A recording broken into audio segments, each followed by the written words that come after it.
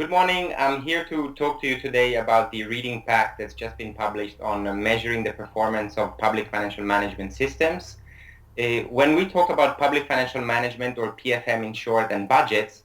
we refer to all of the processes that revolve around how government raises, borrows, and spends money in order to deliver public services and provide public goods to the population. This is a very important function that pretty much all states carry out, which is very important for all of us to understand how a state works and how it tries to deliver services to its people. Whenever I speak about budgets, I like to start with a quote from an Austrian sociologist from the early 20th century who said, "Budgets are the skeleton of the state stripped of all misleading ideologies." And that to me captures the centrality that budget processes have in how a state functions and how it tries to do things, to get things done, raising money, taxing citizens, and then transforming those resources into public services. And this is key to understanding why budgets are important and to understanding the importance of actually measuring the performance of the systems through which resources are raised and spent. And this became quite important in development discourse about 15, 20 years ago due to a couple of things that happened around the same time. The first one was the increasing emphasis on the importance of institutions as a key factor in promoting economic and social development. And that got captured in development programming under the buzzword governance. And in governance, programming became a very prominent feature of a number of donor-funded programs and increased over the past 10, 20 years in manifold in terms of financing and programming. And the second area is the fact that over the past, again, 10, 15 years, there's been a shift in donor discourse, or at least from the late 90s onwards, to increasing country ownership in recipient countries where donors are working, and the fact that increasingly foreign aid funding was meant to be channeled through government systems, through modalities such as general budget support, sector support, program aid of different sorts. And this meant that it was important for international agencies to understand how budget systems worked in developing countries and to promote change and improvements in these systems so that they could better trust these systems to manage the resources in a proper manner. So given these two trends, clearly it became very important to measure the performance of PFM systems, and a few tools were designed for this purpose. Probably the first tool that is worth mentioning is something called the HIPIC AAP, where HIPIC stands for the Highly Indebted Poor Country Initiative, the debt reduction and debt cancellation initiative that happened in the late 90s. And the AAP stands for Assessment and Action Plan. This was a joint initiative by the World Bank and the International Monetary Fund, where they designed a set of 15 or 16 indicators that looked at different stages of the budget cycle, and were meant to assess whether budget systems in countries that were receiving additional resources through debt cancellation were in fact geared towards spending that money in effective ways and using resources to reduce poverty. And this was the precursor of a number of other assessments that we'll talk about in a minute. But at the same time, so in the late 90s and 2000 and the early years of the new century, two other things were happening at the same time. The Asian financial crisis of 98 spurred a lot of interest, especially in the International Monetary Fund, to measuring issues related to fiscal transparency. So the IMF issued a fiscal transparency code, and with it, an assessment that was meant to look at how countries were producing and disseminating information on fiscal matters,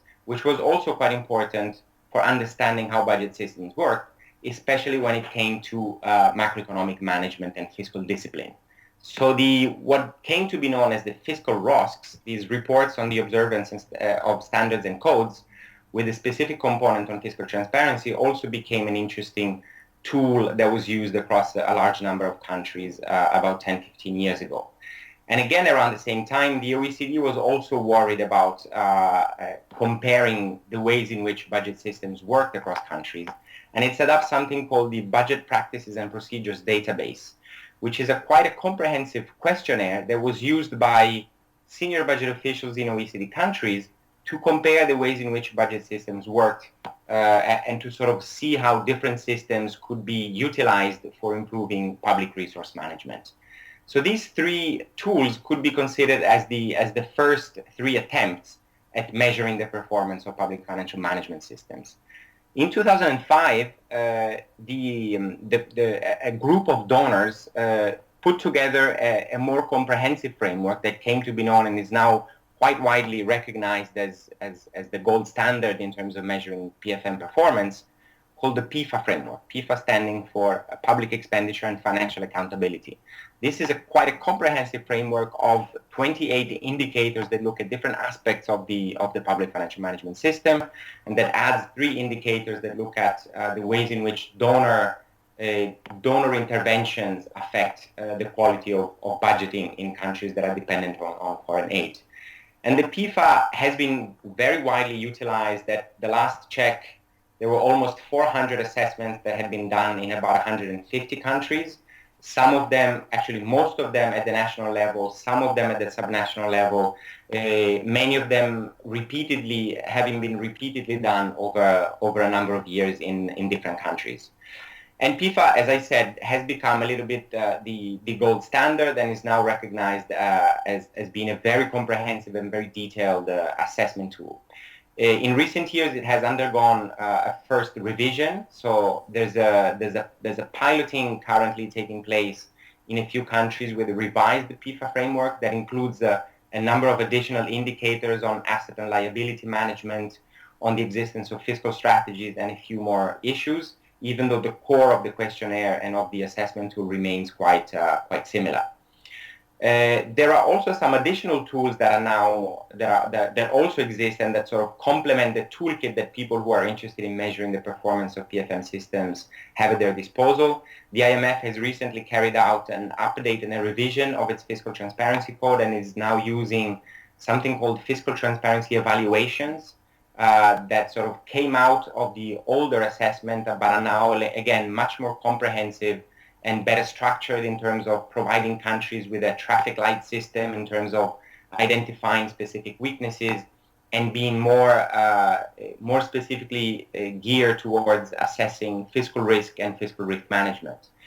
Again, in the area of transparency, the Open Budget Survey is published by an international NGO called the International Budget Partnership every 2 years, and it covers issues related to transparency, to participation in budget processes, and to the role that oversight actors play in the budget process, like parliaments and supreme audit institutions. And there are a few additional drill-down tools that look at, in more detail, at more specific aspects of the budget system, like debt management, for example, or procurement, or external audit. So over the past 10-15 years, there's been quite a lot of activity in terms of introducing and developing and improving tools and assessment tools for measuring the performance of public financial management systems that are now at the disposal of whoever is interested in doing this. And this can be utilized in a number of different ways. Probably the most important one is taking a snapshot of different aspects of PFM performance in any country at any specific point in time, so that the results can be utilized to help design reform strategies and to help conceive of interventions which can improve the quality of these systems over time. A second way in which they can be used, of course, is to having these comparisons made over time so that, in fact, improvements or the lack of improvements can be assessed at regular intervals. And this, again, can be of help both in donors programming their own interventions, but in governments actually thinking about the results of their own reforms in this area. And a third type of use of these assessments has been cross-country comparisons. So actually being able to use similar yardsticks to measure the performance of PFM systems across countries and making some significant comparisons. And in the readings that are in the reading pack, you can find some examples of these different types of analyses that have been carried out across countries and over time, also helping to promote research in terms of what are some of the factors that seem to drive improvements in PFM systems across countries, and what are some of the country characteristics that seem to be associated with countries being able to implement successful reforms. I think there are 2 key challenges that should be kept in mind while we think about measuring PFM performance. The first one is all types of assessments that are applied across a large number of countries inevitably promote some kind of a one-size-fits-all approach.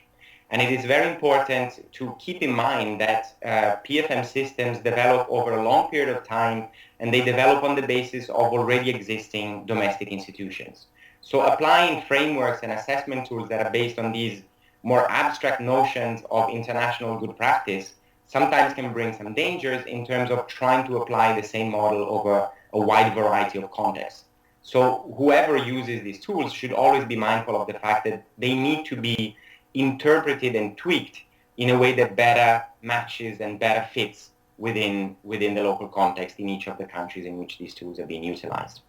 And the second challenge, which is captured in the last reading that I've put in the reading pack, is actually about whether these assessments measure the right things. Do they actually tell us things that are useful in terms of governments being able to deliver the goods, so to say, to really be able to effectively